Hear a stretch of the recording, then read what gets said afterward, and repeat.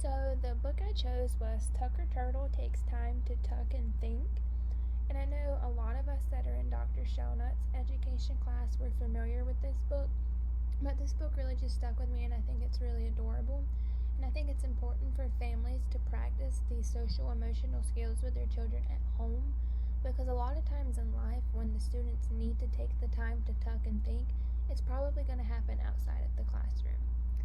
And so in my flyer, I attached a little block where I talked to the families about my goals of this book and why I sent it home for them to read.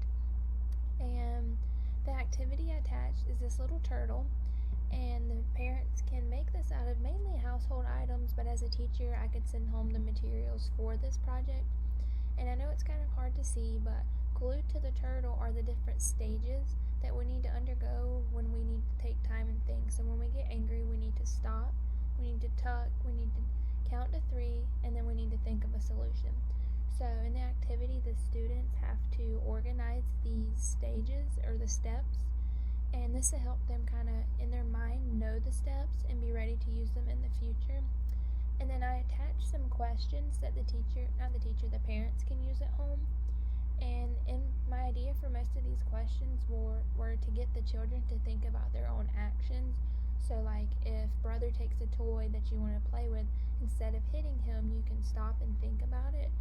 And so in these questions, it talks about how Tucker got mad and how he got mad at his siblings, just like we get mad at our siblings at home. And I also attached a QR code that takes you to the YouTube link that allows you to watch and even listen to the story read by a teacher.